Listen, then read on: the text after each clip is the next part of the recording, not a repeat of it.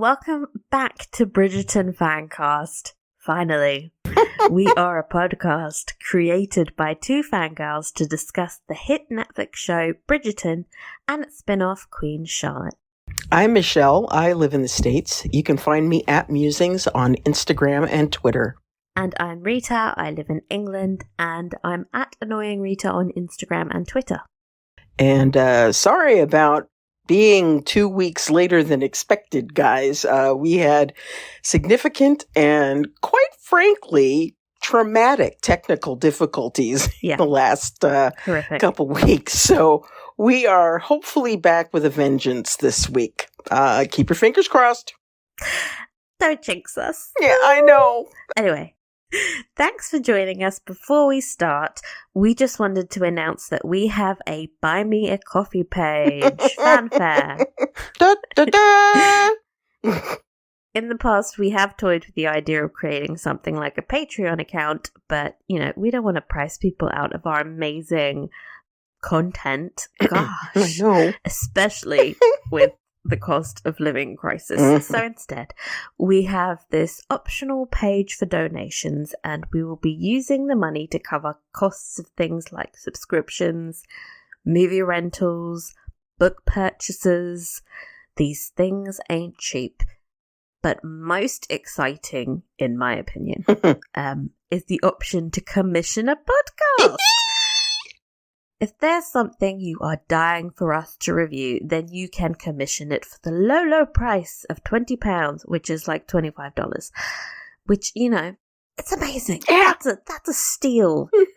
We will put the link at the bottom of the show notes, so just check them out if that's something that interests you. And why wouldn't it? Because amazing deals. Oh, this should be fun. Okay, so in this week's podcast, we will be discussing episode 5 of the miniseries Queen Charlotte, which was titled Gardens in Bloom and was written by Shonda Rhimes and Nicholas Nardini and directed by Tom Verica. And it was a massive 76-minute episode, so we better get into the recap. Yeah. We started with a night at the opera for 1818's Queen Charlotte. Across the crowded theatre, Lady Danbury and Violet Bridgerton whisper to each other about the Queen. Violet speculates that she missed the companionship of her husband, and Lady Danbury asserts that in some respects, she is as much a widow as they are. Horn dog Violet Bridgerton wonders if she might be seeking out companionship from other men. Later that night, a very horny Violet tosses and turns in her bed. Across London, Lady Danbury can't sleep either, so she grabs a lantern and creeps into the bedroom she used to share with her husband. She has various flashbacks of being assaulted in that bed, as well as a very short flash of fucking a white man with grey hair. Interesting. Cut to Queen Charlotte, waking alone in the middle of the night. Panicked, she rings for Brimsley. She asks if the king is dead. Brimsley is pretty sure he isn't, but checks just in case to put her at ease. We then cut back to 1761. Young Charlotte anxiously wakes in the middle of the night. Over at Kew, George is being tortured again in the dungeon. Reynolds listens to the screaming from outside and fights the urge to intervene. After the titles, we see Lord Danbury's funeral. The black community has come to pay their respects. The only white family in attendance are Lord Ledger and his daughter Violet. That night, Lady Danbury wanders around her large home in the dark, drinking. Coral finds her and asks if she would like some breakfast. When Agatha looks confused, Coral explains that it's 4 a.m. Lady Danbury's been drinking all night. Her maid suggests some tea instead. Agatha remarks that she doesn't even like port wine. She was drinking it because it was her husband's favorite. I was 3 when my parents promised me, when a deal was struck. 3 years old, so I was raised to be his wife. I was taught my favorite color was gold because his favorite color was gold. I was told my favorite foods were his favorite foods. I read only the books he liked. And then his favorite songs on the pianoforte. I am drinking this port wine because it is his favorite, and therefore it must be mine. I have never once... Agatha explains that although she has been dreaming of the moment she would be free, she is now having an existential crisis as she realizes she doesn't know who she is without her husband.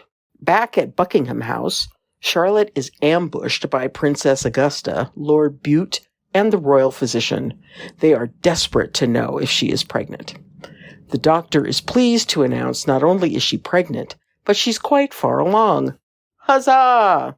Yay! Agatha informs her that she will be moving to Buckingham House. I shall not leave you alone for a moment. Is that a promise or a threat? That night, Charlotte writes a lengthy letter to George. She hands it to Brimsley for delivery.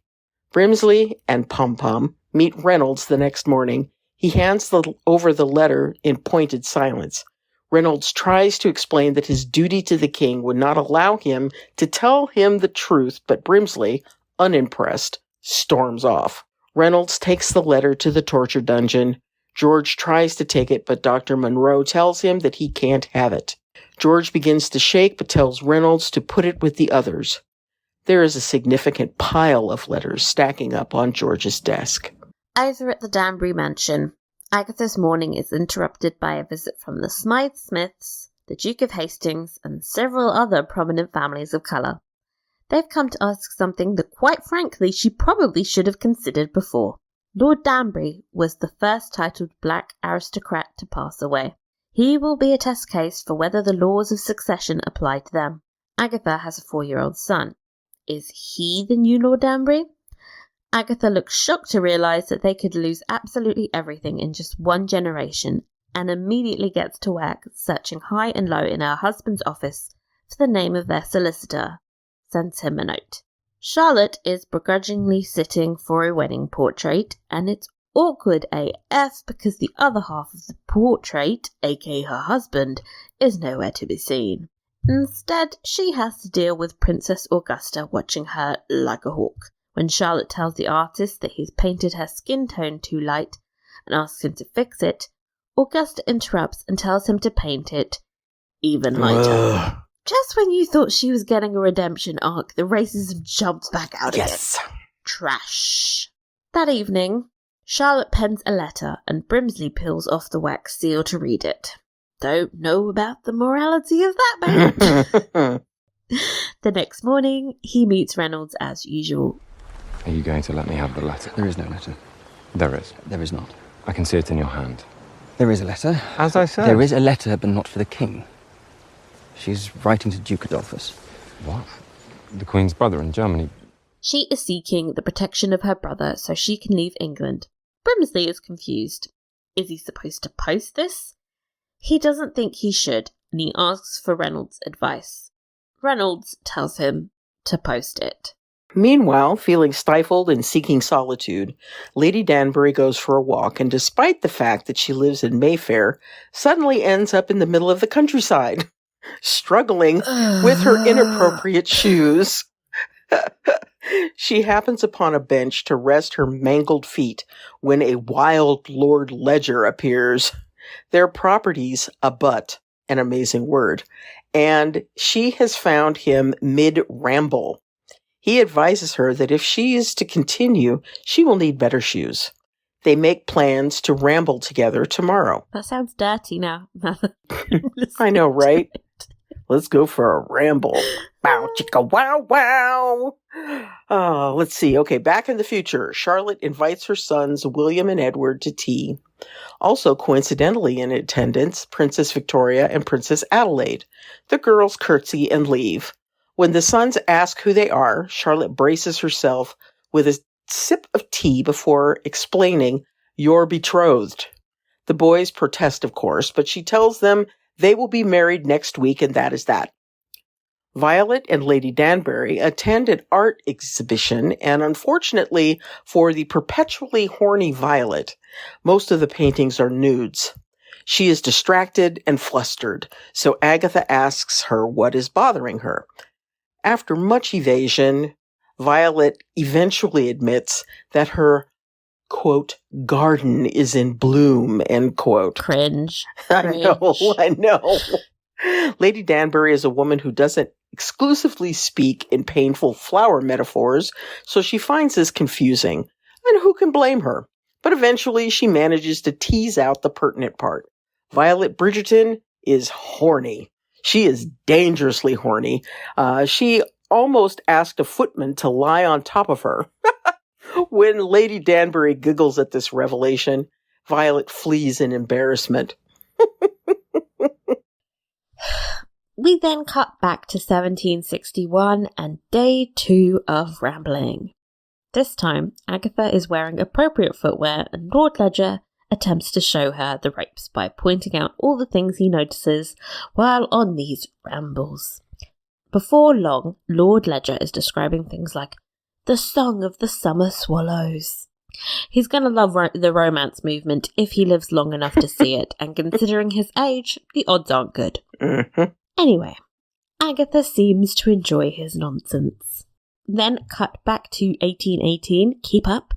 Queen Charlotte is accosted by her sons. They tell her that according to the Royal Marriage Act, they need permission from the Crown to marry, and they have the Prince Regent on their side. He is quite offended that his mother didn't consult him first. Instead of protesting this, Charlotte demurs and tells him she overstepped. Georgie is acting sovereign and ultimate authority. Now, Georgie, be a good boy and approve your brother's marriages.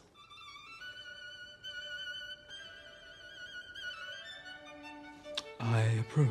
Well, that was easy.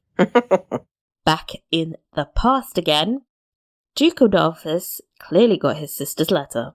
He arrives at Buckingham House and sardonically tells Charlotte being queen suits her when she complains about how long it took him.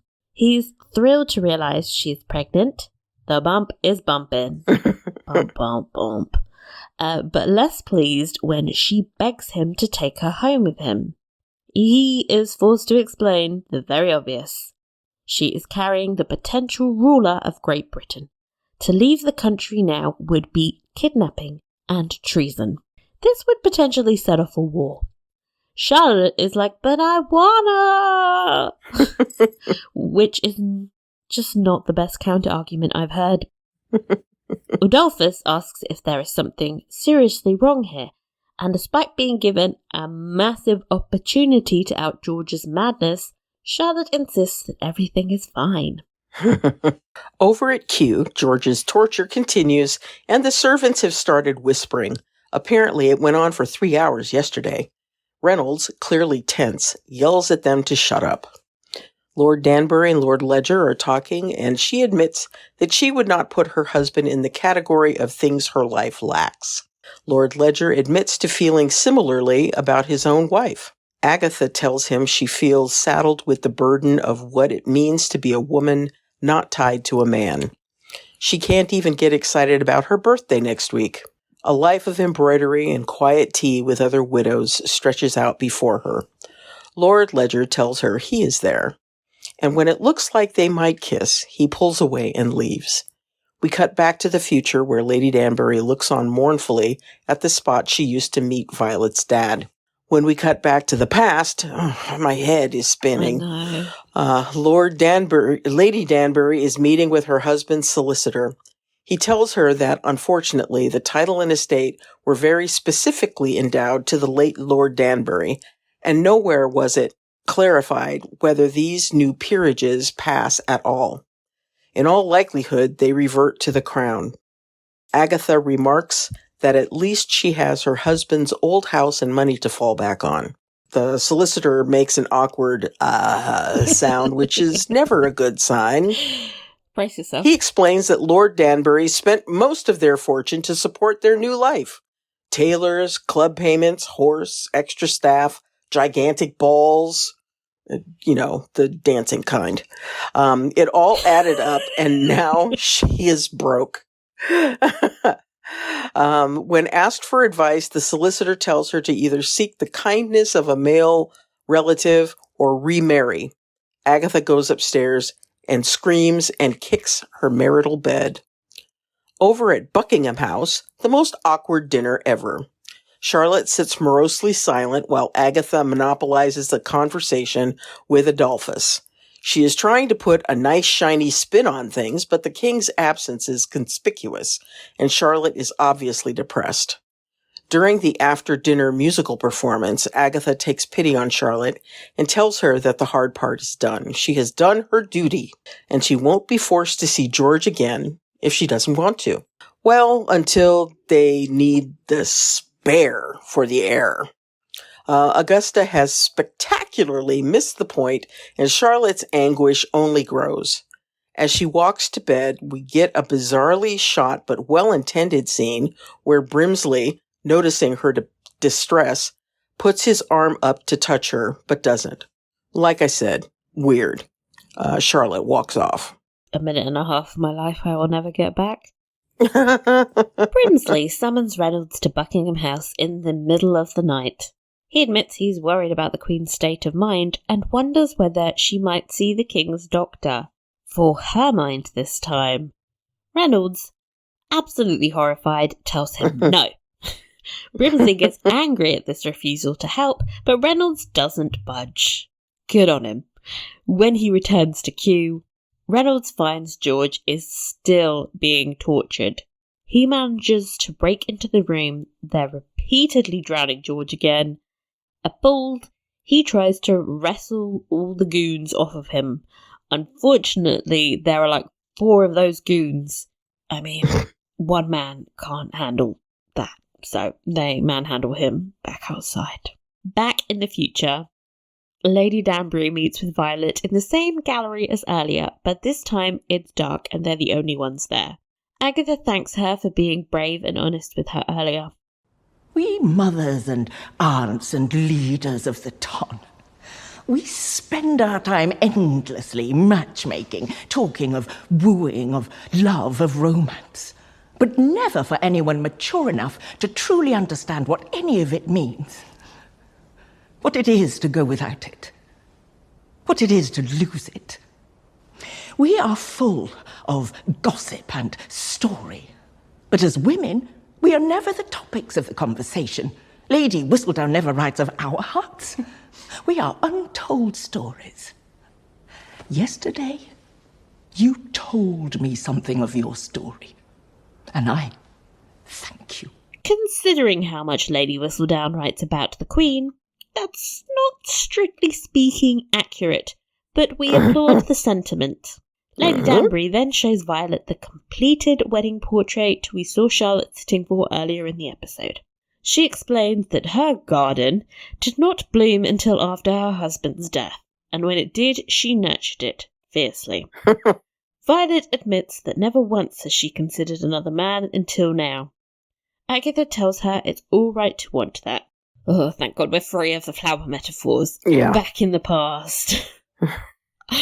After harvesting her vegetable garden, oh God, Charlotte orders that it be left to die. As metaphors go, this one's rather heavy-handed. Like, come on, can we calm down? Brimsley, seeing that she has reached new lows in her depression, tells her she cannot leave England. Charlotte's ears perk up. She thinks about it, and for a moment, and then tells him he needs to stay at the palace so he won't be blamed. And she makes her grand escape. Across town, Agatha watches impatiently as a nanny dresses her son. When he starts to become playful, because, he's 4, Agatha scolds him and tells him it's an important day and he must behave. In the carriage, Agatha apologizes to her son that he does not know her. But he is now the man of the family and they need him to do his duty.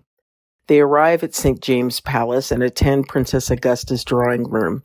Agatha introduces her very adorable son as Lord Danbury. He charms the princess with his courtesy, and when she is about to greet him back, she is interrupted by her ministers. They tell her that the question of inheritance is far from decided, and so she rows back her earlier sentence. When they leave, Duncan asks his mother if he did his duty. She tells him she showed them who he is, Lord Danbury, son of Agatha Danbury, born name Soma, royal blood of the Kapamende Bo tribe in Sierra Leone. She tells him never to forget that.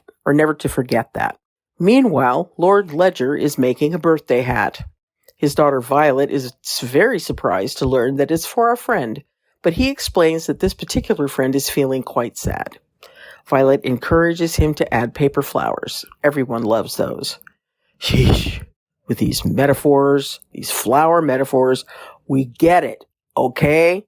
Let's move on. I'm over it. Agatha arrives home to find it overrun by royal footmen and guards. When she enters the drawing room, she finds Charlotte waiting to give her official condolences. Sorrows, prayers. You know the drill. Agatha tells her she is very kind, but shouldn't she be at home? Charlotte drops the bombshell. She is not going home. A shell-shocked Agatha leaves the room and whispers to her maid, she means to stay. Realizing that the Queen is asking her to commit treason, she gets Coral to send a footman to Buckingham House immediately. Back inside the drawing room, Agatha asks if Charlotte can tell her what troubles her. Charlotte would love to, but she cannot. All she can say is that she has been lied to and betrayed by everyone in the country but Agatha. She tells her she is her only friend. Agatha looks concerned and admits that she wants to be her friend, but she's been acting as her subject and not considering her feelings. She asks if they can start again. We are women. And the men who hold our fates hardly conceive we have desires, dreams of our own.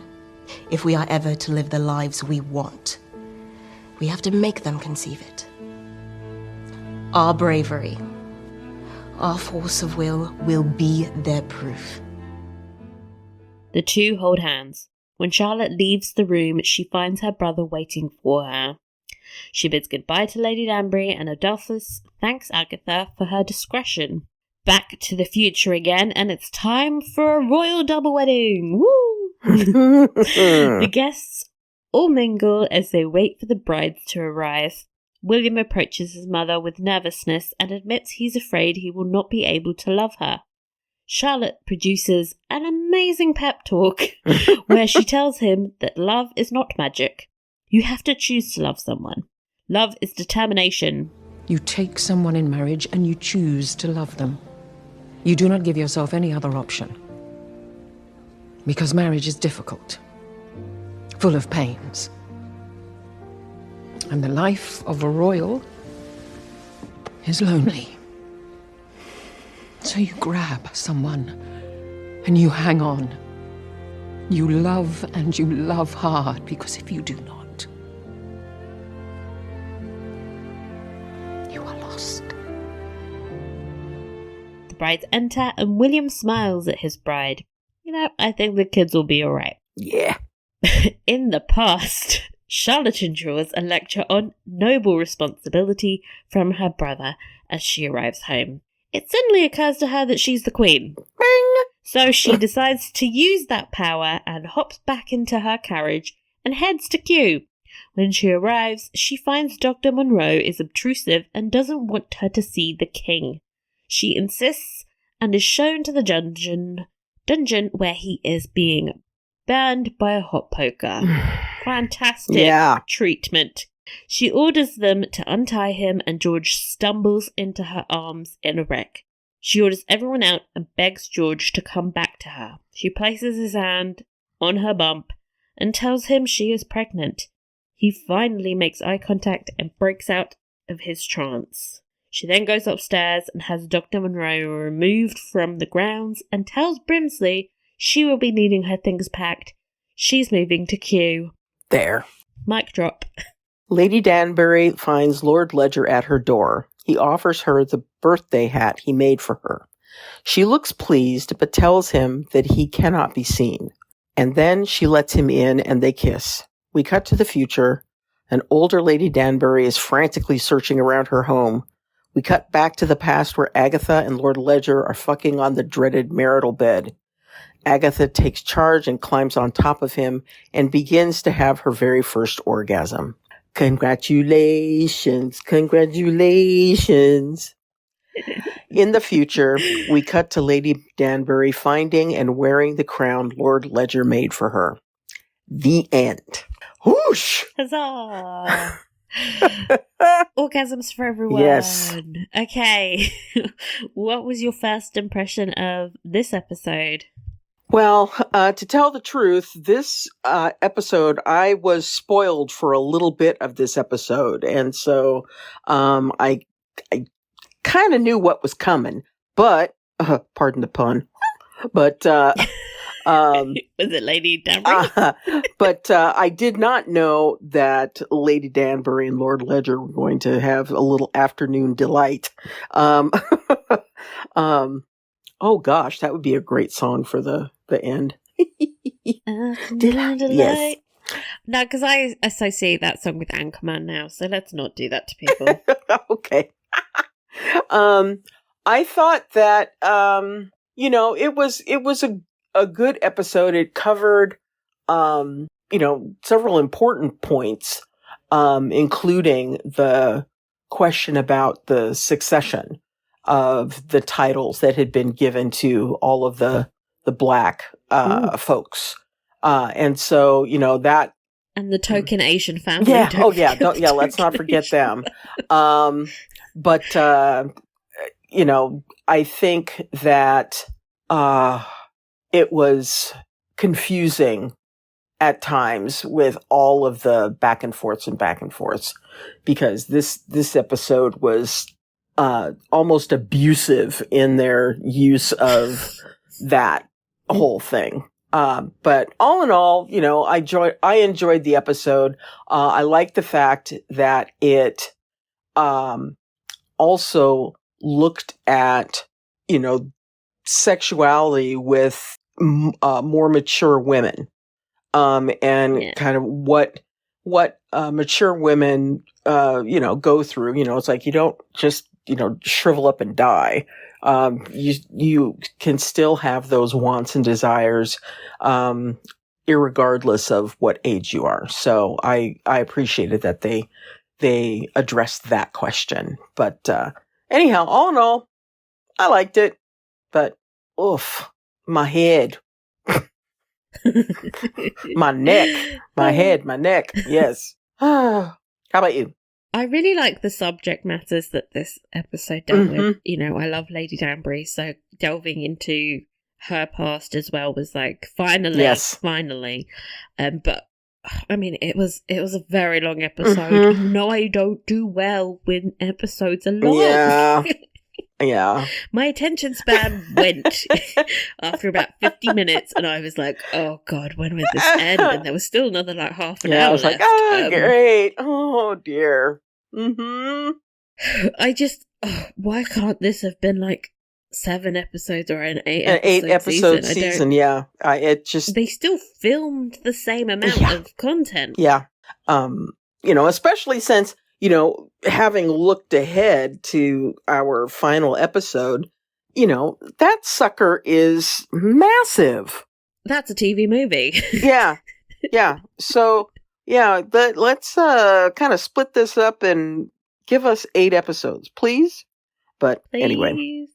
Anyway. Yeah. I just in general find the pacing choices with this show baffling. I feel like we're getting all of the stuff we wanted way too late in the season. Yeah. Who waits until the last 3 episodes to do all of their development? I know. That's not how you usually structure a story. It's yeah. But anyway. Yeah. Lady Danbury.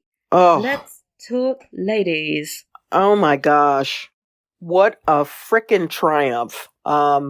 I absolutely loved spending so much time in Lady Danbury's backstory, because anybody that's listened to our podcasts on Bridgerton, and up through this series knows that we stan Lady Danbury.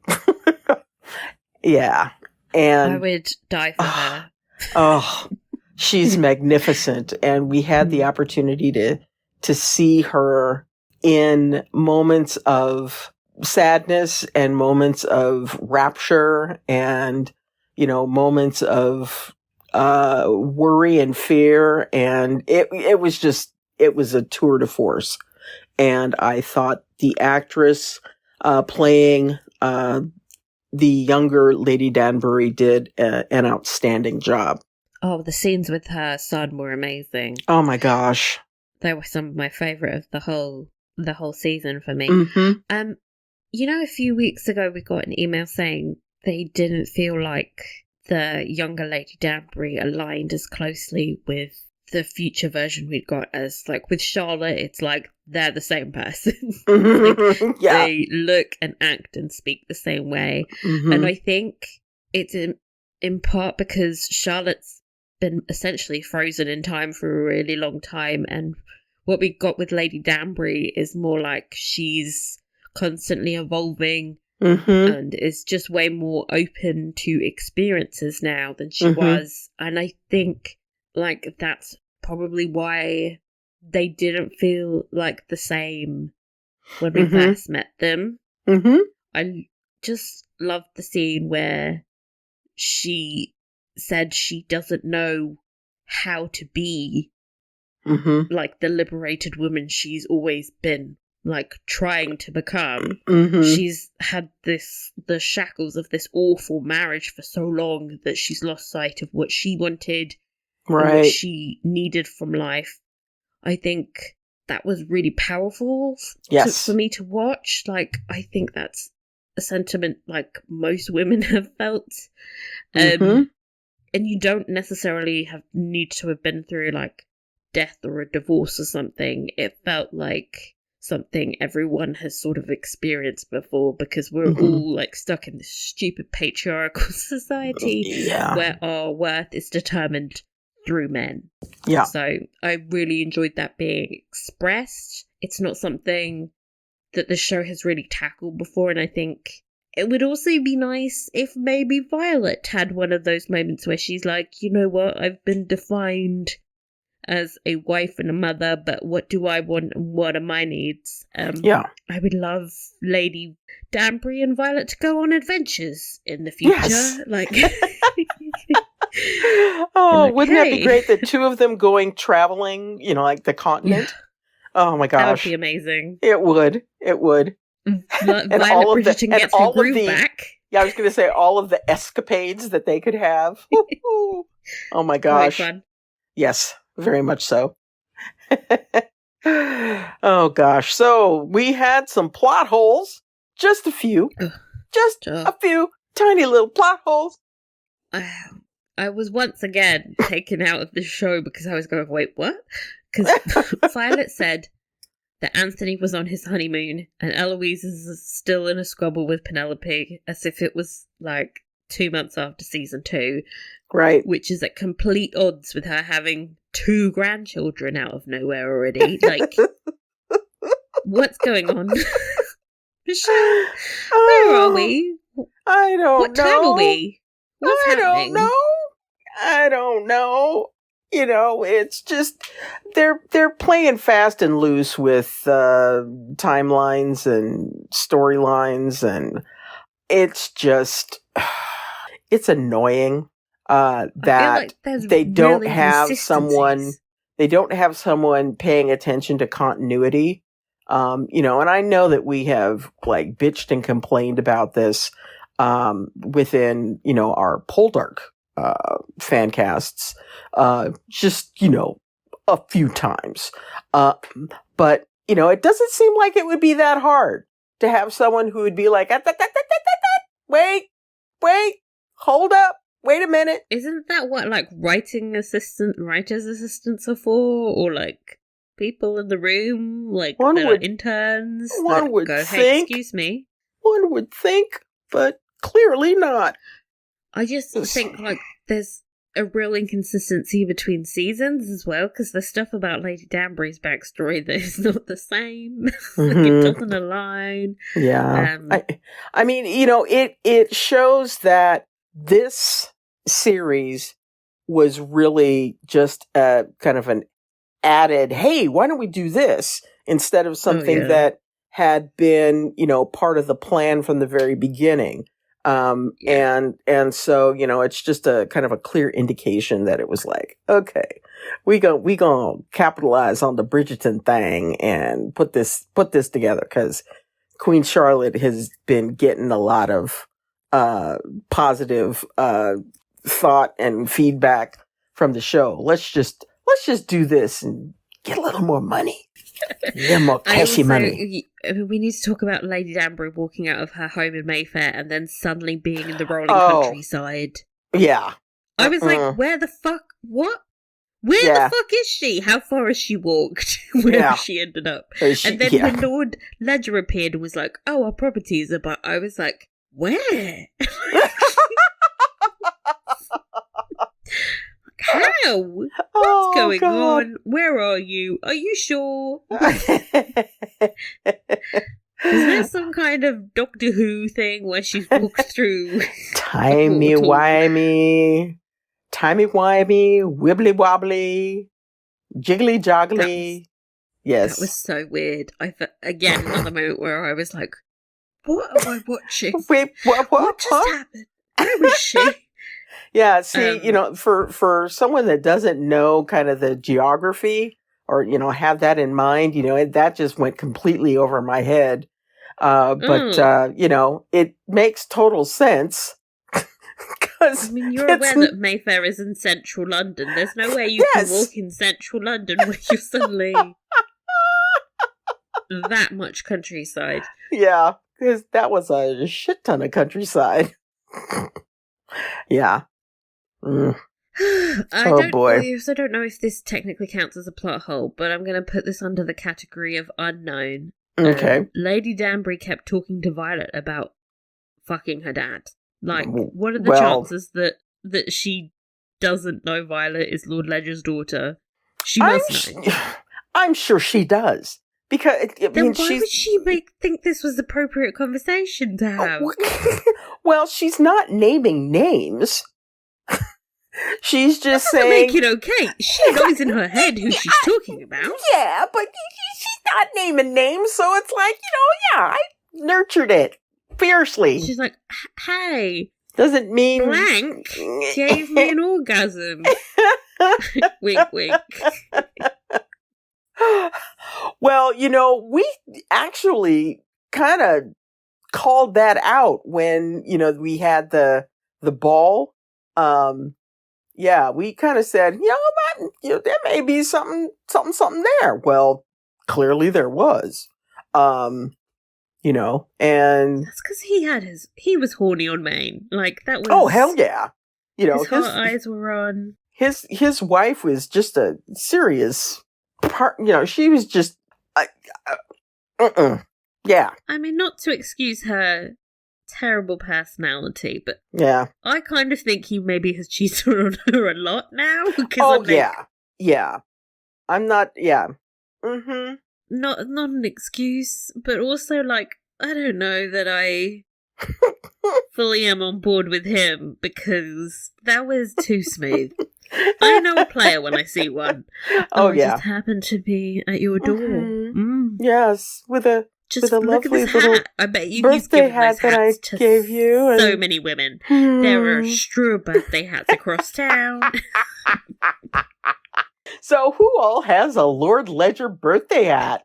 You imagine going over to visit another lady of the ton and seeing this little paper hat, like, amidst, some of the bric-a-brac that they have in their house, and go, all right, I know. You tap that ass too. Mm-hmm. Oh, God. Oh, but, 3 cheers, as I said when we were talking about first impressions, 3 cheers for the exploration of older women's sexual liberation. I think that, it is something that is not depicted enough on screen.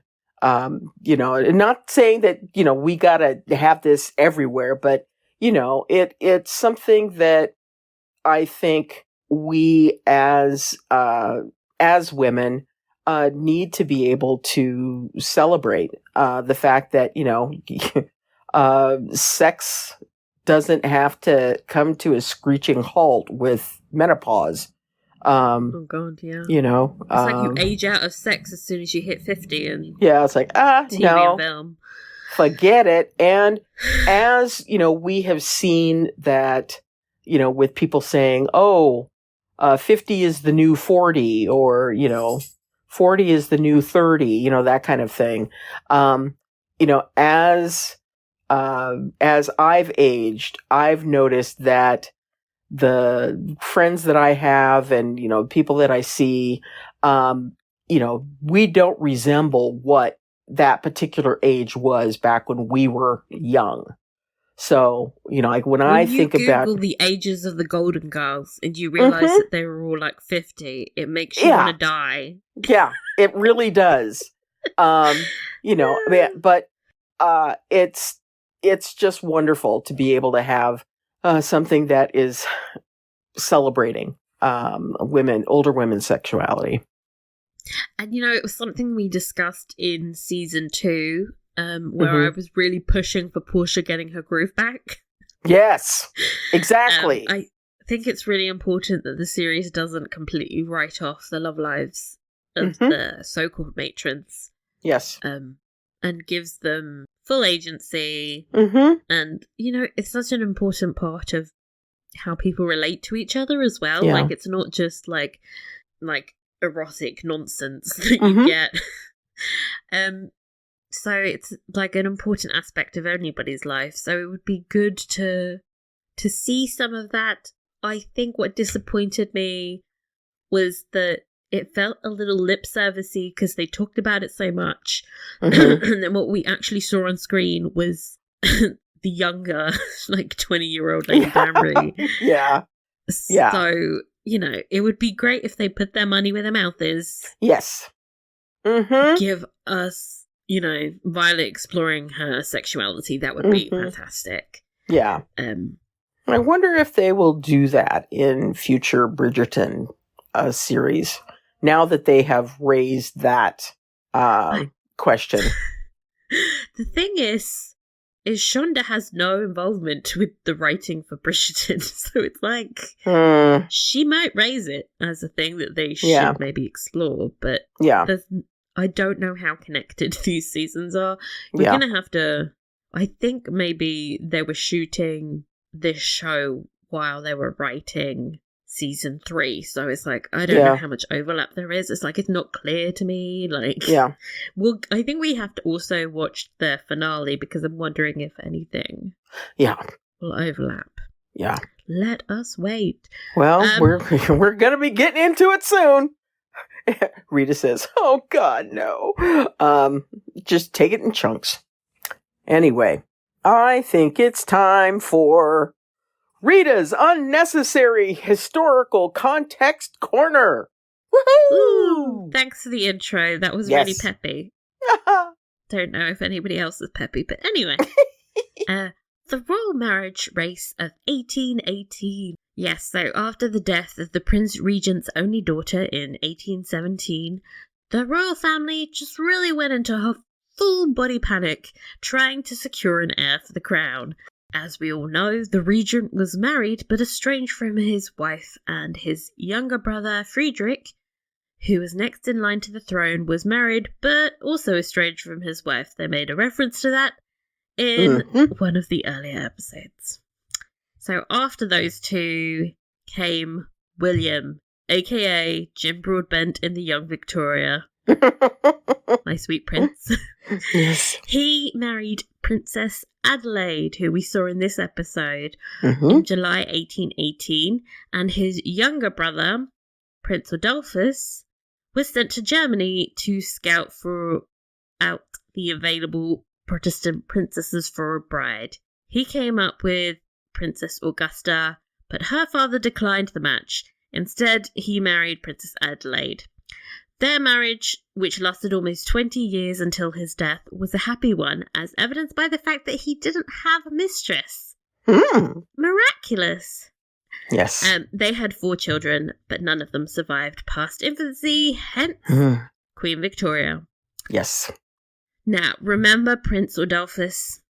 He scouted out Princess Augusta for his older brother. Well, he ended up marrying Augusta himself. The sneaky bastard. Adolphus and Augusta went on to have 3 children. George, another Augusta. This is 3 generations of Augustus. And Mary. Mary would go on to marry Francis, Duke of Trek, and their daughter, also named Mary. I know, try and keep up. Married the future George V in 1893. Small little incestuous world. Yeah, that's insane. Okay, a third royal wedding that year was between one of George III's daughters, Princess Elizabeth, and the German prince, Friedrich the Hesse-Homburg. This union likely had less to do with Princess Charlotte's death and more to do with Elizabeth's desire to escape the constructive atmosphere of her mother's household. She moved to Germany with her husband after her marriage, where she lived until her death in 1840. That's really not a very long marriage, but you know, she got to live her life. Finally.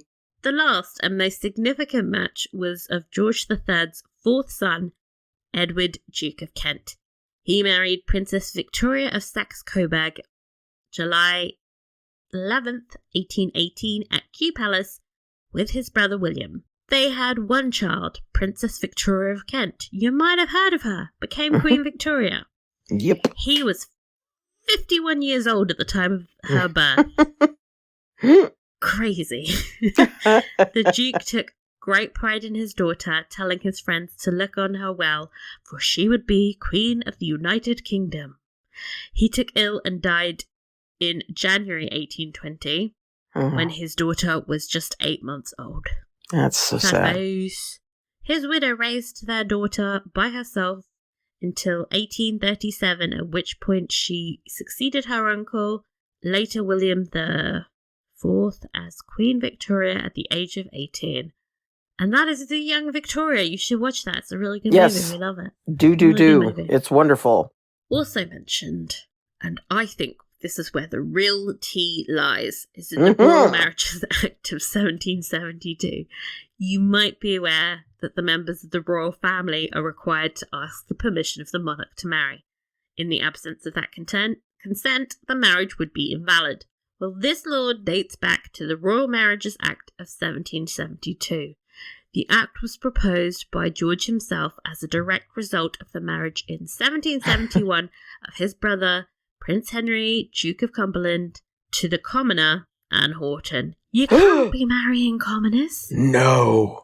God forbid you get any more, like new blood in the royal line. No, you gotta marry your cousin. Exactly. You gotta marry all the cousins, yeah. Exactly. Ugh. This act was not a popular move, and a joke went round the House of Lords that, quote, it would be giving leave to the princes of the blood to lie with our wives and forbid them to marry our daughters, end quote. Lord Melbourne told Queen Victoria that the act sent the royal dukes into society, making love everywhere they went, and then saying they were very sorry they couldn't marry them, end quote, which is funny because, he's talking about Queen Victoria's dad, essentially. Yeah, pretty much. Anyway, 6 months after the Royal Marriages Act passed, George received a letter from his brother William, to whom he was very close. William had described his brother Henry's marriage to a non-royal as dishonourable. He informed his brother that he had been secretly married to a woman called Maria, the Dowager Lady Waldegrave, for 6 years secretly. Oh! And that it would never have been made public if she were not now pregnant. First of their 3 children was born in May. George now recognised that William's criticism of his other brother, Henry, had been the height of hypocrisy.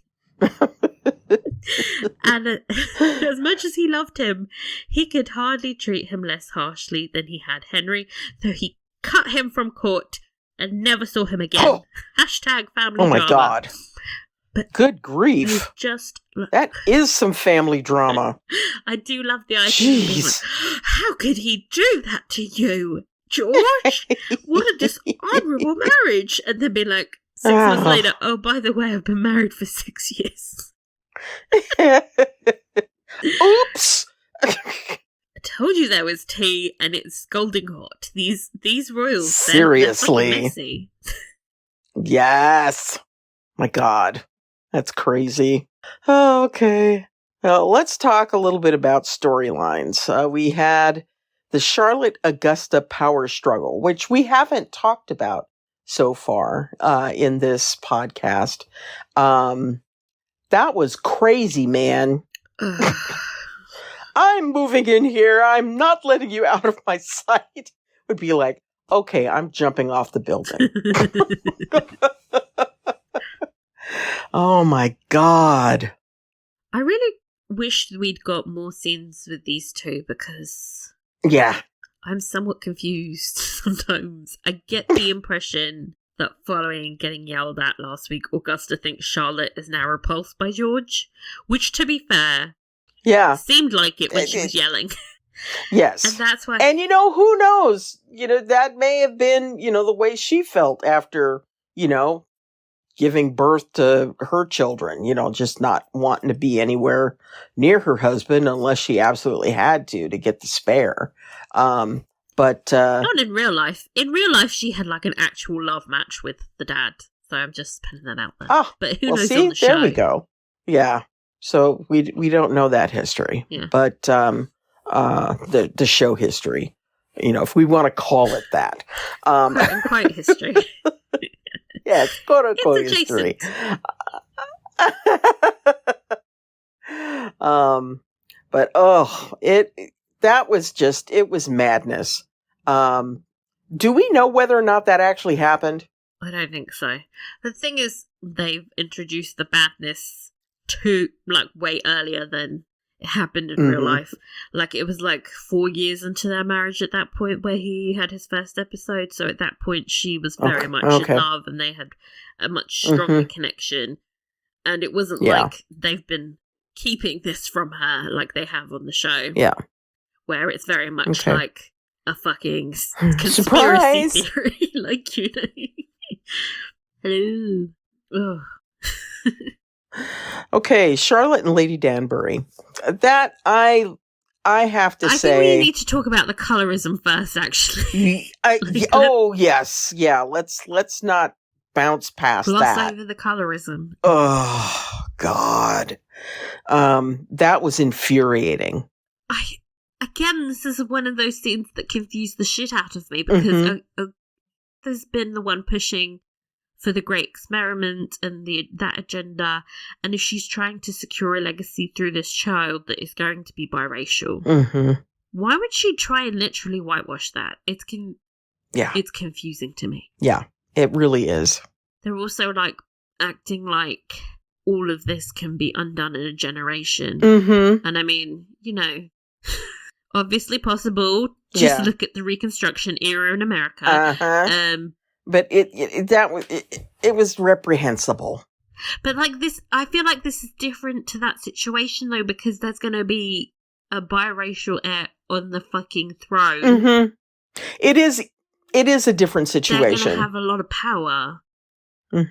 I just don't understand I don't understand.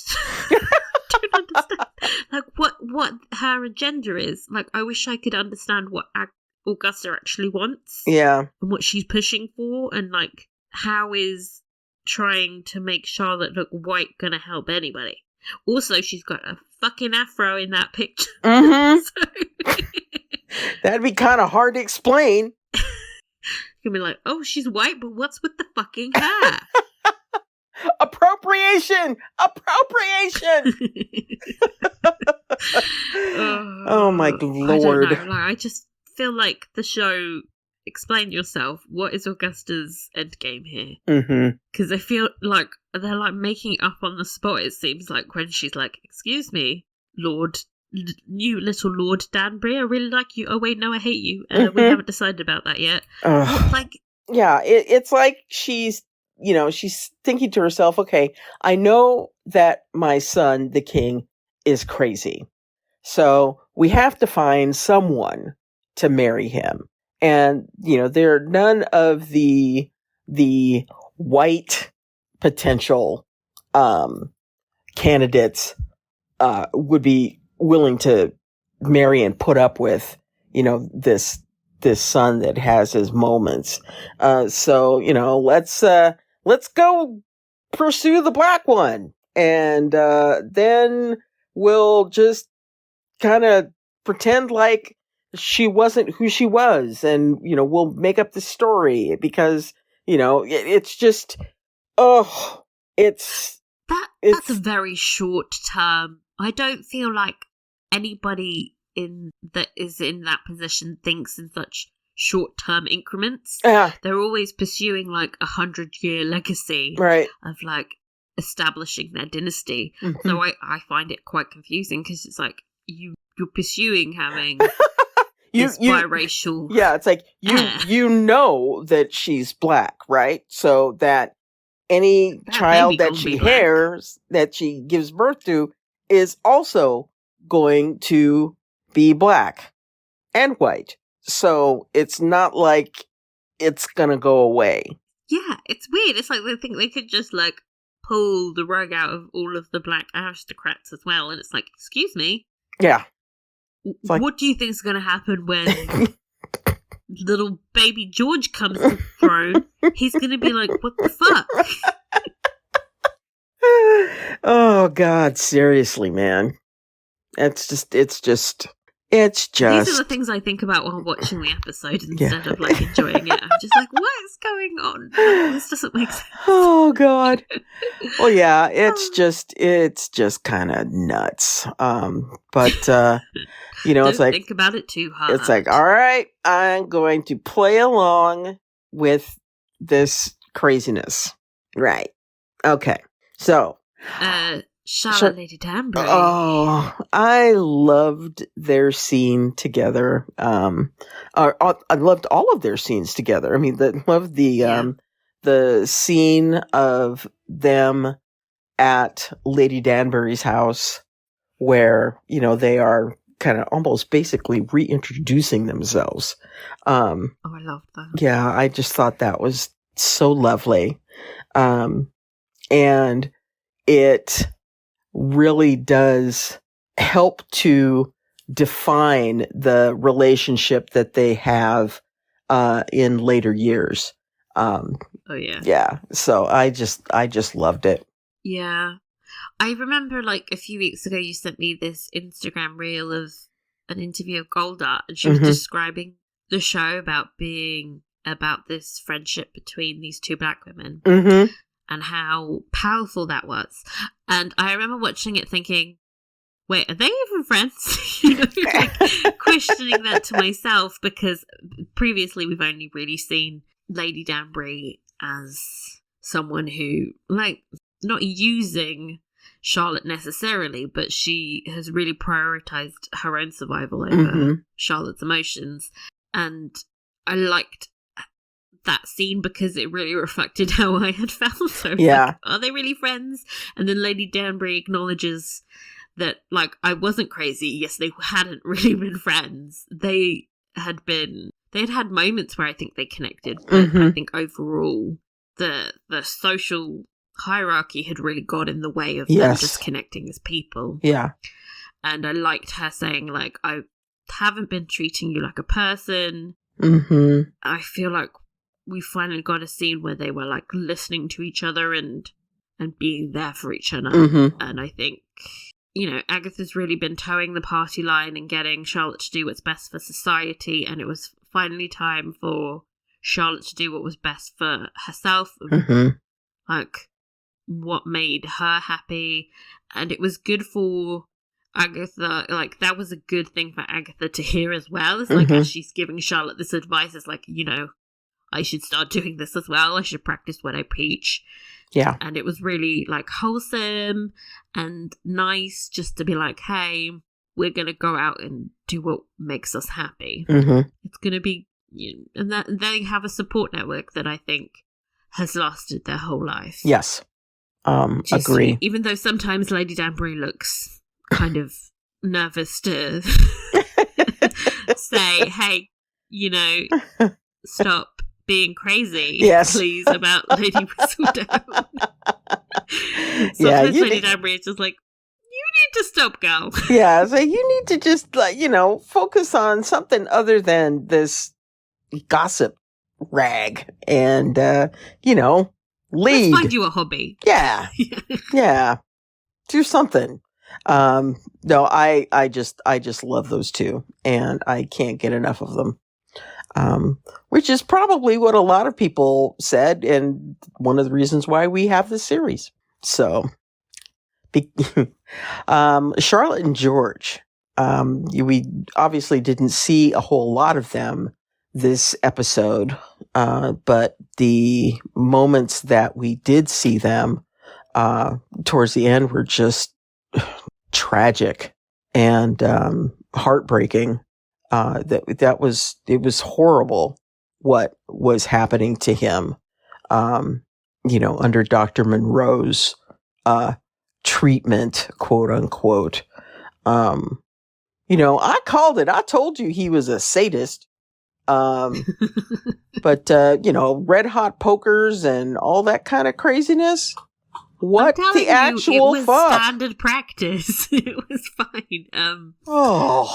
I really liked that moment because it felt like Charlotte was finally realizing how much authority she has in. She's the fucking queen. Mm-hmm. She can just go over there. She's just like, she came into her own power or something. Yeah. That was really great. Mm-hmm. And she used it to advocate for her husband. Yeah.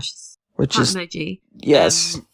Big heart emoji. I did kind of feel like we lost all the momentum of the previous episode with them, though. Mm-hmm. It was kind of like we'd built up all of this momentum, and then it kind of ground to a halt this week.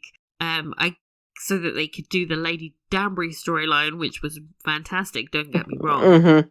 But it was just there was nothing from Charlotte and George. Yeah. Yeah. An hour and 15 minutes of nothing. Yeah. Yeah. Just frustrating. Yeah. Frustrating, but it's it made the point that, the two of them had been, separated by, all this time, the stack of notes that, Charlotte had sent for him, just kind of shows how, long this craziness was going on, and not George's craziness, she's Dr. Monroe's craziness. She's gonna give birth any day. I mean, she was, and as they said, quite far along. Yeah, that scene, harking back to the Empress, but not quite as bad, or not anywhere near as bad. But it helped to emphasize the distance and the disconnect that the two of them had during that period of time. Although, it was really frustrating. Although all of the kind of back and forthy stuff that we did with future past, made it hard to kind of see it in its entirety, that distance in its entirety, because we just kept getting kind of chopped up. Undercuts the whole point, really. Yeah. You're trying to emphasize how much time is passing, and then you're going through time with all this. Yes. Yeah. It's you're not helping matters with all of this craziness. So I really hope we get loads of them this week, though, I have a feeling we will. I missed them. Yeah. They are cute. Yeah, I have a feeling we will. Okay. Lord Ledger and Lady Danbury. Bow chicka wow wow. Okay, so I'm very happy that Lady Danbury had her orgasm. Yes. Good for you. Yes. Get your groove back. It's oh, so this is what all the fuss is about. So yeah, I was Love happy that about for that. her. Mm-hmm. But I feel like fucking husband, the husband of your enemy, is stupid. It's very, very dumb. When he showed up in the middle of the day, Yes. again in Mayfair, like, does she think her servants won't know about that? When they're like washing the bed sheets, you think they won't know? Like, Oh God. Yeah, I was incredulous when he showed up, during the Her day, door. and it was like, discretion and her front door. a front door. I mean, he didn't even like go around the back or anything like that. It's like, damn, dude, you just gonna walk up in this woman's house? What are the chances he didn't get seen? Oh, yeah. It's like, No. oh, you can't be seen, but of course he's going to be seen. You're just saying that so that, you can pretend like everything is on the up and up and that kind of thing. But, yeah, damn. Like, walked up the front they door. better not pursue this, like, long term, because how is this gonna work? Yeah, I'm hoping. Do not fuck him again. Yeah, I'm hoping that this was just a one and done kind of thing, and we're not going to have a continuation of this affair in the last episode, because we don't have time for this little side also, story. Does anybody really ship it? This is too late on in the game. Yeah, not really. I ship. Not really that attached to them. Yeah, I ship Lady Danbury getting her groove back. Yes. Or getting her groove, period, because she hadn't gotten her groove before, but now she's like, all right, I know what's happening now. I know what a groove is. Yes. And it's pretty groovy. Ha Oh, I couldn't resist.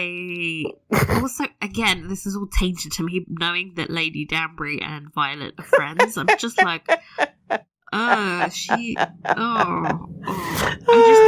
I really see Lord Ledger as like the dad. And it's seeing his naked behind was really weird. I was like, oh, Violet, come get your dad. This is awkward. Oh, God. That's hilarious. Cool. Poor Reynolds and Brimsley. This week they had a trial. That was drama. Yeah, serious drama. I thought Brimsley being mad at Reynolds for hiding George's madness was dumb. I was like, really, Brimsley? You would have done the same damn thing for the Queen. Absolutely. Yeah. So put yourself in his shoes. For that little bro. You should have told me. They both throw tantrums really, really well. They're a perfect match in that respect. Yes, indeed. And just think, with her moving to Q, now they'll be able to meet up and it's gonna be good. I do like the more we see of them, the more I'm like, this is not healthy though. They need to disentangle their relationship from George and Charlotte. It's yes. Like, come on. Guys, get your own life. It's like these people, they've got enough drama for the entire country. You all need to just go and find yourself a little cabin, maybe in Wales, and go and have a life together. Want to mention Adolphus because he is bae. I love him. Mm-hmm. I know he's barely in the show, but I would die for him. He's so handsome. He is very handsome. He's really funny. Mm-hmm. I loved his little jokes with Charlotte. Yeah, it really made them feel like siblings. Yeah. Yeah. When she's snarking that she's like, oh, you feel bad about the travel sickness? I'm always sick. Yes. I'm fucking pregnant. That's way harder. Yeah. I hope he sticks around for the final episode because, like, I need some eye candy. Yeah, we're used to getting a whole heap and helping of eye candy when it comes to the Bridgerton series. So any opportunity we have to have a little taste is wonderful. Yes. Mm-hmm. Okay. Favorite scenes? The scene with Charlotte and Lady Danbury, I really loved. I also loved the scene with Lady Danbury and her son. After they'd met the Augusta, and she was reassuring her son of who he was, and I loved that. I think those are my two favorite scenes. It was a Lady Danbury kind of day. Well, it was a Danbury-filled episode, and yes, that's why it was so good. Mm-hmm. Yeah, I would choose the whole sequence with it. I really like the scene where she's scolding him for just being a kid. Yeah, and taking him on the carriage and explaining like, you're the man of the house now. Mm-hmm. I mean, it's incredibly of the period, but it's also toxic as fuck. Yeah. I mean, Yeah. It reinforces the kind of themes that we got in season 2 of, family dynasty, cycles of family trauma because she didn't know her parents, so she's not raised her kids, and like all the legacy stuff that we've discussed so much. Yeah. Telling a 4-year-old he's the man of the house is an insane thing to do. He's 4. He's 4. He can barely remember his name. Yeah. And it's so much pressure to put on him, but I mean, it's also insane that a grown woman has to defer to a child like that because of the patriarchy. Yeah. I think it's one of the better scenes in the whole miniseries because it really reinforces the world that they live in. I mean, sometimes it feels like the show is completely detached from reality, but when you have moments like that, it really feels more powerful because you just feel the pressure of that society. Yeah. Yeah. Least favorite scene? Oh, God. The torture scene. Any of those. That was pretty awful. I think I'd have to go with that. I might go with Lord Ledger's butt because I didn't want to see his butt. I didn't. It made me really uncomfy. Like, Violet's dad, what are you doing? Get off of her. But also, like, any time there was a flower metaphor because it just, oh my God, it went on for so long. They're beating us to death with hydrangeas. I want to be gardened is like the worst. I mean, the performances were fantastic. Yeah. But the sentence, I want to be gardened, yes, made me want to roll up and die so that I could unhear that. Oh, God. That's hilarious. Please. Oh, Please, gosh. no more flower metaphors. No more flower Please. metaphors. But No, yeah, we'll get them. But we can dream. Guess what? It's time for wig talk. Can we wig talk? We're talking wigs, baby. Can we wig talk? Baby. Talk about wigs growing. I mean, the most superior wig is always Queen Charlotte's wig. Yeah. The wedding wig of dreams. Yes. I feel like the wigs are getting bigger. Bigger. Yes. Yes. Big. Oh, God. I just weep for her neck. Oh, God. But yeah. But also for the wig department, because they've got to weave the shit. I know. Like, It's like, y'all are crazy. how many hours of work do you think goes into, like, I would love wig? to know that. I would, if I had a chance to ask a question, I would want to find out just how much time and effort goes into the costuming and wigs for this show. 'Cause they're extraordinary. The dedication to just creating a wig, like, Mhm. I feel like they have put more effort into making that wig than Shonda Rhimes has with trying to make the timelines work. Like if she had like 1/10 of that time, she can make this work. Mm-hmm. Favorite costume for me was Agatha's gold and purple court dress. Oh, yes. I was kind of like, aren't you in mourning? Should you be going to court? But anyway, she looked fabulous. Yeah, she did. And I loved her son's sweet little blue suit.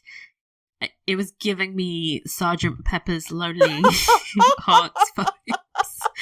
I really liked it. Oh, God. And also all her veils. Oh, I thought that it was amazing. All of the funeral garb I thought was just amazing. Oh. My inner Catholic really came out and I was like, yes, give drama. Yes. Give black veils. Yeah, because you just like don't. Rich Italian widow. Yeah, it's like you just don't see those anymore. Yeah. And it made me remember Jackie Kennedy. Yeah. At JFK's funeral, and all of the events that preceded it. It is just dramatic and signifies so much. So yeah, the funeral garb, loved it. That was amazing. Mm-hmm. Did we have a needle drop moment this week? Oh my God, Michelle! What? Who Run the World played by Beyonce. Whoops. During the orgasm. Whoops. That's right. Oh crap. Yeah. It played, and I was like, I see what you did there. I see it. Oh, God. Yeah, you're so right. Good grief. I knew I should have rewatched the episode, but 72 minutes, man. I know, same. I haven't watched it. I was like, oh, we've had 2 weeks. I should watch it again, but I can't bring myself to do that. No, that's too much of my time. And, I like that as a moment because it was like, I was worried they were trying to make this like, ooh, grand romance between Lord Ledger and Lady Danbury, but like that needle drop was like, no, this is about her. Yeah. Like this is about her and her connecting to her own sexuality. Yeah. So that was nice. I needed that reassurance. Yeah. Because I was like, are we gonna get a romance? Because I don't have time for this. I don't know. No, I'm going to consider this as an ass tapped. It's like I nearly snorted out my water, so thanks for that. Oh, God. That's hilarious. Performer of the episode, I don't think we have to say who we think it is, or who they are. But I would say our respective Lady Danburys, for me. They were on fire this week. I think I'm like very close to building a shrine to Adjoa Andoh. Like everything she does is just amazing, and I would follow her through a fire. I would just be like, yes. She is just amazing. I still remember the first time I saw her in one of the Doctor Who series and being struck by her performance. And I love the fact that we have been graced by her skill for these 3 seasons of Bridgerton. So, and we have more to come. So that makes me very, very happy. I feel like she's also having the time of her life because she's like quite a serious actress. And she does all this Shakespeare and then she gets to come on the show and be giggling with Violet about gardens. Like, it's a real testament to how good of an actress she is that I can sit through that whole conversation about gardens at all, really. When she was like raising her eyebrows and going, God, blue? You're just like, yes, I want to be besties with her. She would make everything fun. Oh God, yeah, she was brilliant. Okay, how many crowns Out of 5. I'm going to give it a 4. I'm going to... I mean, in terms of quality, I think it was the same as the previous episode. Mm-hmm. I just really fucking hated the length of it. Well, you're really going to love the last episode. Quote unquote. They're going to have to really convince me that they needed all that time. Yeah. Because they've got a mountain to climb in that respect. What about you? I would give it 4.5. Ooh. It was long, but not unbearably long. But we'll see what happens next week. I just loved the story and the performances that we got in that episode. So I would give it a 4.5. Okay, time for the inbox. Inbox time. Let's see. What to say about episode 5, Michele and Rita. My fears about Dr. Evil were right. That man is just so sadistic. Devil face. I love the way Reynolds and Brimsley love and respect the king and queen. Lady Danbury has spunk standing up to the Dowager Princess. Her son is gorgeous. As for Lord Ledger and Lady Danbury, who would blame her? His wife is cold. Brr. Love your work, ladies. Can't believe only one episode to go. Best wishes. Down Under Di from Adelaide, Australia. Thanks, Di. Thanks, Di. Okay. Hi, Rita and Michele. This week's episode is Gossip Girl at the Opera. So many questions about love, sex, and companionship plague the ladies, and the questions continue whilst at the art gallery where Elder Agatha challenges Violet about her strange behaviour. Oh my goodness. This is a hilariously fabulous scene in which we discover that apparently Mother Bridgerton is no shrinking Violet after all. See what you did there? Sweaty emoji. Oh, and later we discover that Agatha's garden came out of the Ice Age after her husband died. Please don't say garden again. No! Oh my God. I love these actresses together. Should I be a bit concerned about my love of gardening now? Oh. Younger Agatha is struggling with her new status as a widow and wondering what will happen to her now. Reflecting on how her life has never been her own from the age of 3, she was basically born into slavery of another kind, really, to serve her husband and procreate.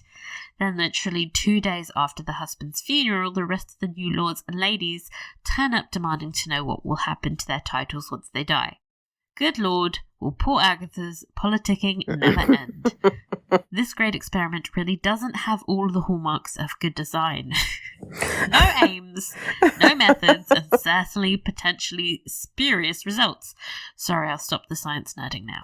I mean, I agree completely. I'm like, what is going on? Yeah. I love the way Charlotte is always asking Brimsley if her mother-in-law is in the house, you know? I'm not falling down the stairs or choked on a cube of meat. The comedic timing is awesome. Politics seep through every pore of their lives. Charlotte is learning slowly, and most important of all, she's learning her life is governed by everyone else except herself, really. The doctors, with squeaking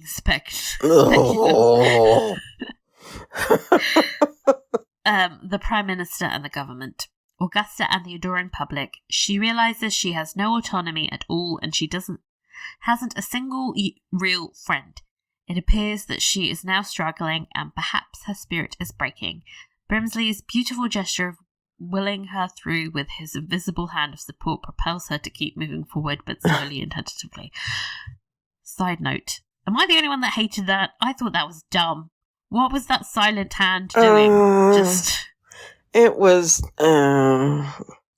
I appreciated the gesture, but I don't know if it was really needed. But anyway, Brimsley desperately keeps thinking of ways to help Charlotte and summons Reynolds in the hope that they can work together because he's becoming more worried for Charlotte. Reynolds is struggling with his duty for his lover, Brimsley, and his friend with King George. Poor boy is going to crack with all he has to contend with.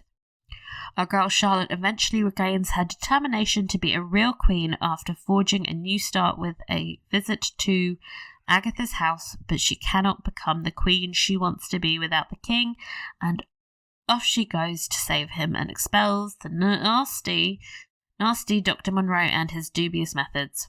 Huzzah! Let's drink to that. All the best, ladies. If anyone asks, I was never in the gardening shed. Ciao, Maria, Australia. Thanks, Maria. Thanks. Oh. Hello, ladies. First, some comments from last week's podcast and mailbag. I loved hearing everyone else's opinions because we are different. Last week, I was really intrigued by how many people were shocked by the revelations in the episode, only because it hadn't really occurred to me that it would be surprising. I guess maybe because George's actions earlier in the series and what I already knew about mental health practices in this era, I had assumed that this was going on. So to me, it felt more like confirmation rather than revelation. Agreed. This week, Brimsley and Reynolds, love them.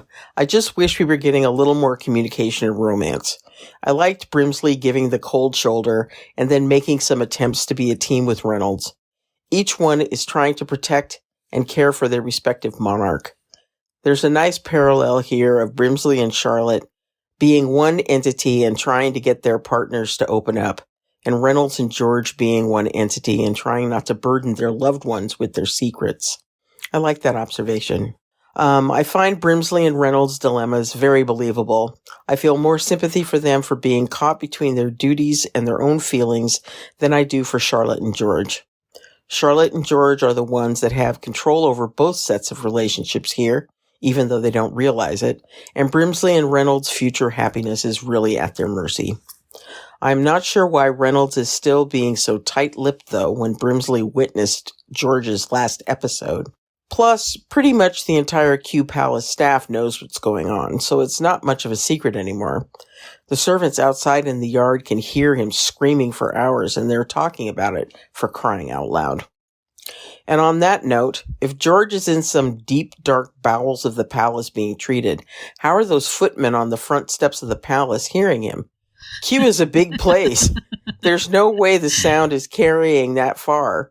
It struck me as overly melodramatic, like Wesley screaming in the pit of despair in The Princess Bride, and everyone for miles around hearing it. Actually, that whole thing totally reminds me of the pit of despair sequence in that movie. Anyways, Violet is horny. Right on, sister. Mature women have needs too. I enjoyed her and Lady D as adults this week much more than in previous episodes and loved their female bonding. I wonder if this story is to set up a possible courtship and love interest for Violet in season 3 of Bridgerton. I hope so. That would be a lot of fun. Or are they just making her horny so that she finds out Lady D was screwing her father? She'll have some sympathy and not just to do her usual judgy Violet thing. Speaking that makes a lot of sense. Yeah. Speaking of Lady D and Lord Ledger, I have such mixed feelings here. The second they ran into each other at that shack, I thought, it's the love shack, baby, love shack, baby. And I fully expected them to use it to carry on their affair. On the one hand, I love the idea of this because I like their interactions and they're both clearly unhappy and lonely.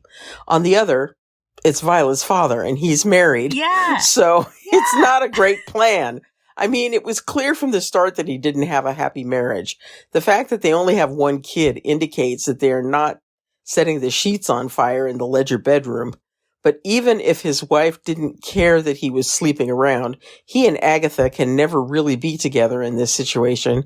So it's not going anywhere except to the Heartbreak Hotel, and that makes me sad. But in an alternate reality, wouldn't it have been fun if they were both widows and ended up together in a happy marriage, step-parenting each other's kids?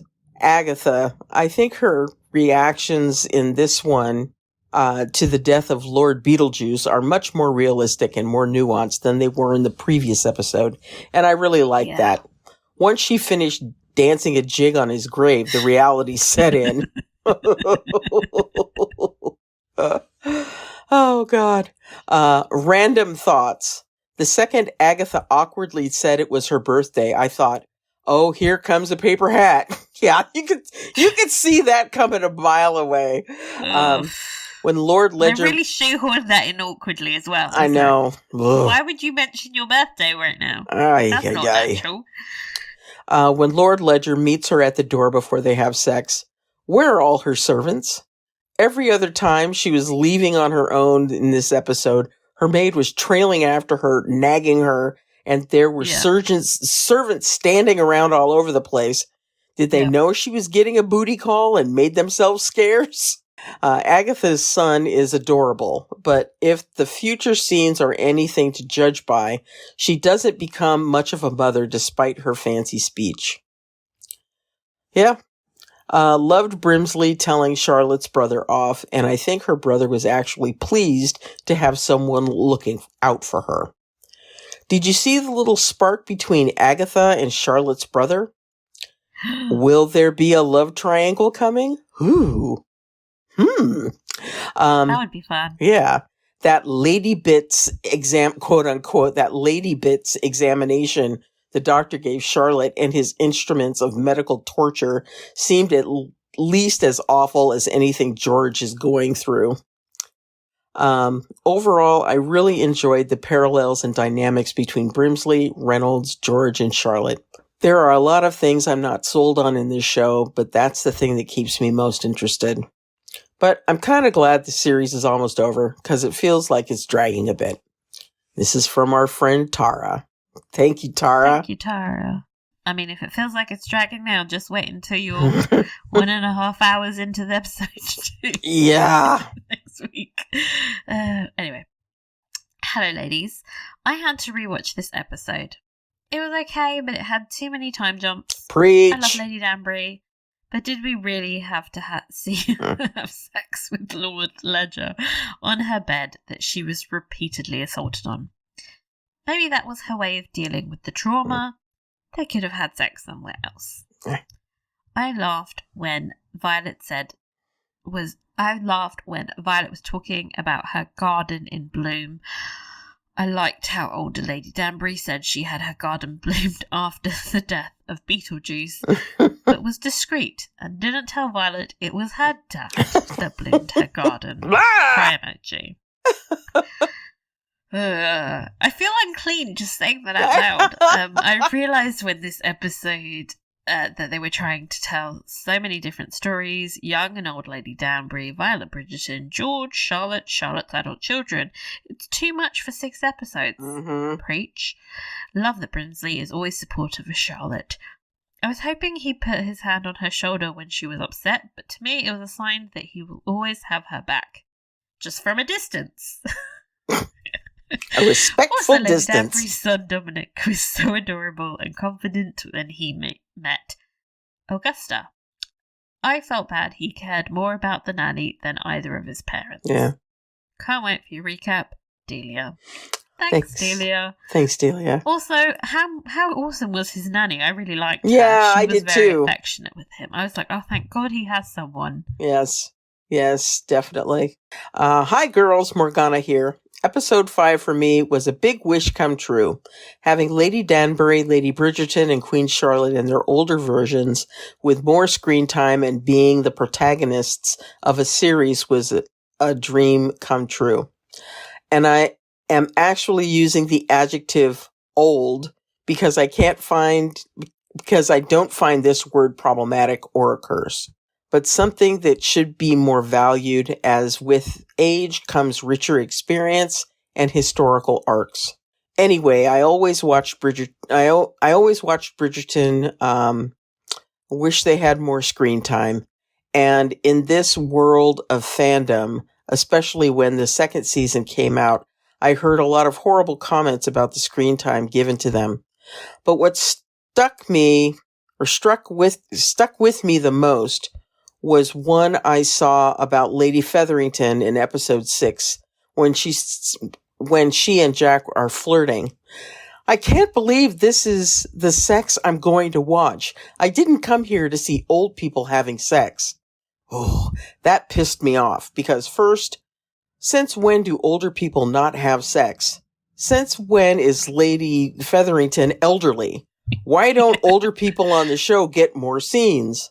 Then the Queen Charlotte announcement. I would watch Lady Featherington have sex with anyone. For real, man. Then the Queen Charlotte announcement came and the buzz started. The series no one asked for, and I was thinking I fucking asked for it. So seeing this discussed through Lady Danbury's mouth, the issue of how their plot are undervalued in the Bridgerton series made me jump on my bed with joy.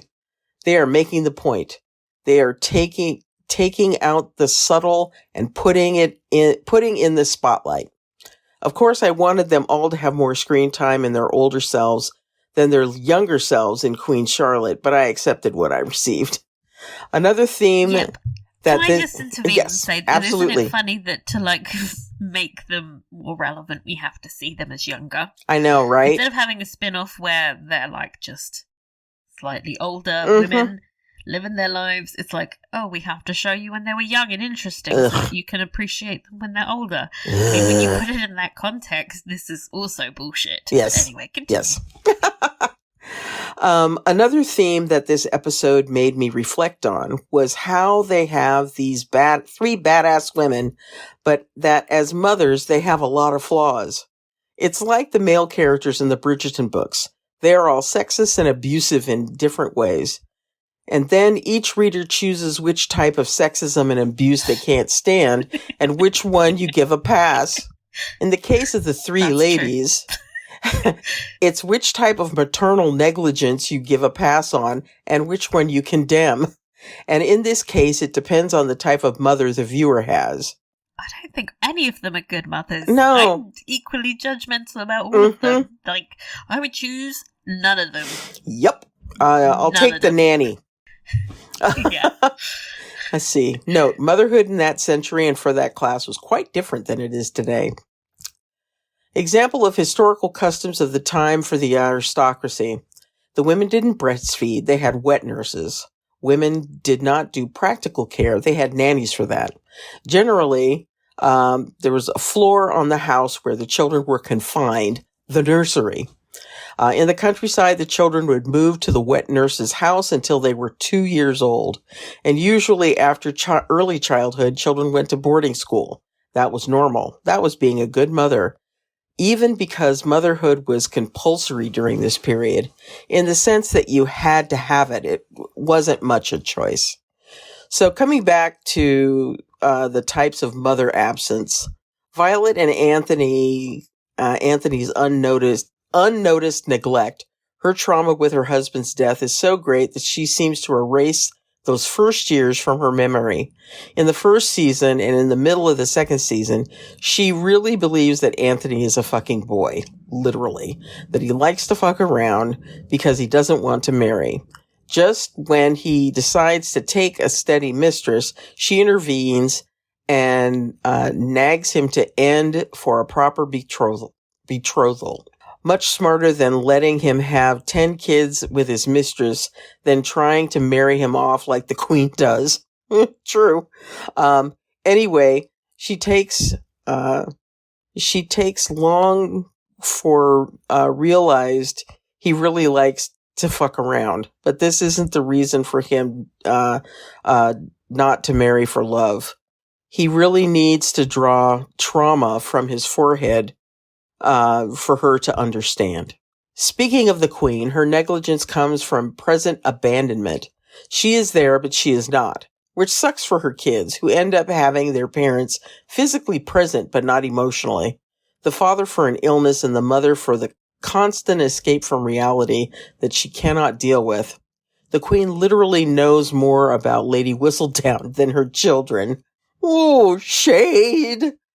Her obsession with her favorite reality show, one The Bachelor mixed with the Daily Mail, which she is so obsessed with that she created a podcast discovering Lady Whistledown, which, by the way, is only created after Penelope doesn't write about her party in episode 7 of the first season.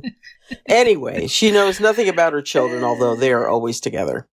Then we go to Lady Danbury, who apparently never wanted to be a mother and had babies conceived by rape. In her, the negligence comes from the delegation to a nanny. She doesn't seem to like her own children, and if we bring Julia Queen's books as a source, in Penelope and Hyacinth's book, spoilers, she says sometimes that she despises her children and none of them are intelligent, that she has no pleasure in living with any of them, and that the only person she loves is the youngest grandson of her daughter, Gareth. And if we bring it to the series in episode 2, she even says something similar, but for her children, it gets worse, says it seems she played the mother role with Simon. Yeah. So now I ask you girls. Gross. Yeah. So now I ask you girls, which is the maternity that you like the most? Which mother is most unforgivable to you? And which one do you give the most a pass? Let's stop here and discuss that before we get to move on. Yeah. I would say of all three, I give Violet the most shit because I think she has the better tools to deal with her trauma than somebody like Agatha, who also grew up with neglect, and Charlotte, who is dealing with also being a queen. I mean, Violet had a really good relationship with her father, so you would think she would understand how the loss of one would be incredibly traumatizing. Yeah. Who would be your choice for worst and best? I love that we have to choose one. I don't know if I can choose a best. They're all bad. Yeah. I think I probably would also choose Violet. Yeah, because, you think about, the instances that Morgana has pointed out in her letter. We have that, but we also, think about, Daphne. Oh my God. The night before her wedding, and her mother basically not giving her any information to prepare her for what was going to happen. She pulled out the weird nature metaphors for that as well. Exactly. Fucking learn how to speak. Yeah, so, it's just, yeah, Violet. I also think, like, with Lady Danbury, having so many children conceived of rape, I think even as the daughter of that, I would be able to sort of understand how that would breed resentment. Oh, yeah. I mean, I hope I would be. Yeah, I think. Then also, watching her bond so much with Simon would be like really painful in the heart. Yeah, that would be really painful. Yeah. I really hope we get to meet her children in later seasons. Yeah, I do too. I would love to watch her maybe try to bond with them as adults, because I think that's a hugely different dynamic than the one they would have had as children. Yeah. It would just be. Plus, we could get some black men up in this show. Yes! Yes, please. Yes, please. Okay. So. Continue. Okay. So, curiosities. In the last episode, Michele asked, how do they get so much ice? Like a good Ravenclaw, I know the answer. At Q Palace, the real one here in London, they have an ice house. A house made entirely of stone with a hole in the ground where they kept the ice. So, in winter, the workers at the palace broke the ice from lakes in the garden and stored it in this house. That way they would have enough ice for the king's treatment during the summer. I don't have a photo, but I have the video on my Insta. I'll send an inbox to Michele. Quickly speaking of Lady Danbury and Lord Ledger, or as I call Fitz and Olivia 2.0. Oh, how dare you speak Fitz's name?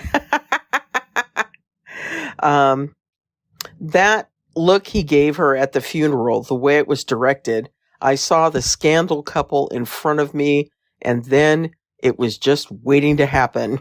Can I just say, don't be flirting at funerals. That is really inappropriate. I know. Really bad form, people. Don't be doing that. No. I think the reason Agatha's backstory doesn't seem to tie in with what we get in the first few seasons is because Shonda said in one of the interviews that they hadn't thought about Agatha's backstory before this series.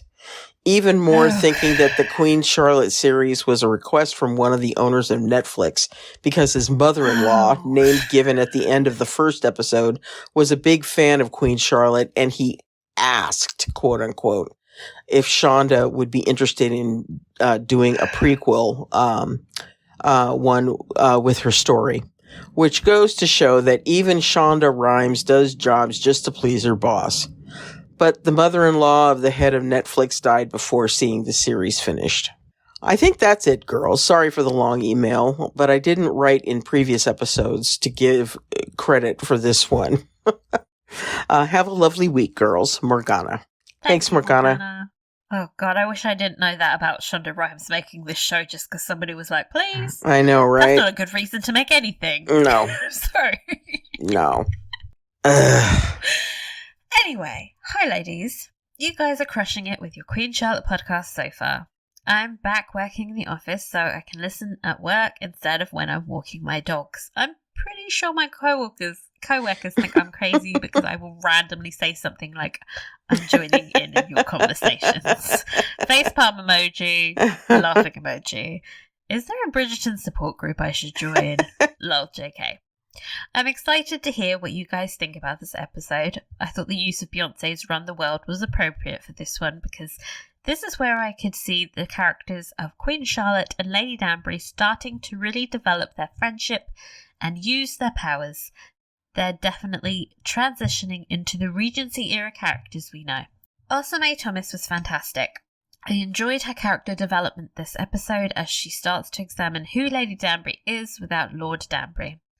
Watching her step into her own identity as she discovers what it means to be a widow among the Tarn and the new responsibilities she now must shoulder was a roller coaster.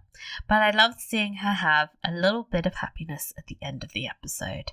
I know that was coming since the end of the third episode when Lord Ledger said, "Let us be friends." As soon as he said that, all I could hear was Harry Burns saying, "Men and women can't be friends." Yes. Yeah. I hope I'm not aging myself too much with the When Harry Met Sally reference. Back to the episode.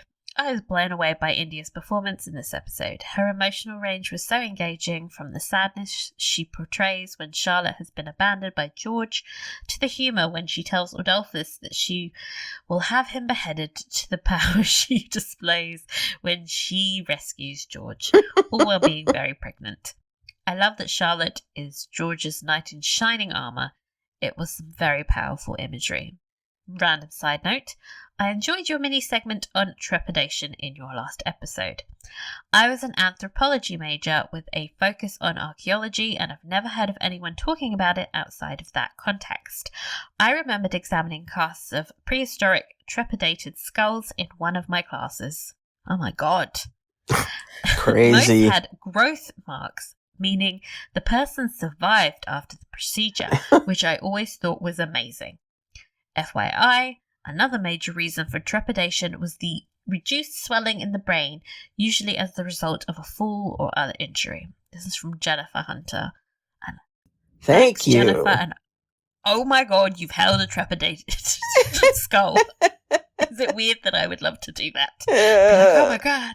I don't know. I spent so much time reading about the subject that I'm like, this is now my thing. Oh, God. Let's see. Hi, Rita and Michele. I was delighted to recently rediscover you both and your podcasts. I became an avid Poldark Fancast listener years ago, and your period drama sub-series during 2020 was one of my favorite podcasts to listen to on my lonely COVID walks outdoor when we were all still in isolation. I'm not sure how this happened, but somehow your podcast sadly dropped off my radar sometime in the last year or two. I blame the Spotify algorithm. So imagine my excitement when I found your Bridgerton recap podcasts, your Sanditon recap podcasts, and your new period drama podcast in the books. I loved listening to your series about the Empress in particular. But back to the point of my email. I've been listening to your podcast series about Queen Charlotte, and it's been a lot of fun to learn from you and laugh at your hot takes. I didn't like Queen Charlotte as much as I liked season 2 of Bridgerton, but I thought it vastly improved over season 1 of Bridgerton. Yep, I said it. I especially appreciated Queen Charlotte's focus on mental health, race, and the emotional lives of the series' mature women, Violet Bridgerton, Lady Danbury, and Queen Charlotte in the present day. Yes, women of a certain phase in life still have desires and long for romantic love. Preach. Speaking of romance, something about the Queen Charlotte series that didn't quite stick the landing for me was the romance between young Lady Danbury and Lord Ledger, Violet's father. I'll pause to give you time to shudder. It's every time people go, Violet's father. It's like, let's see. I appreciated that they had a nice friendship of equals and liked that he was very supportive and engaged father to young Violet. But the romance aspect of their relationship seemed a little shoehorned in, to be honest. I would have believed it I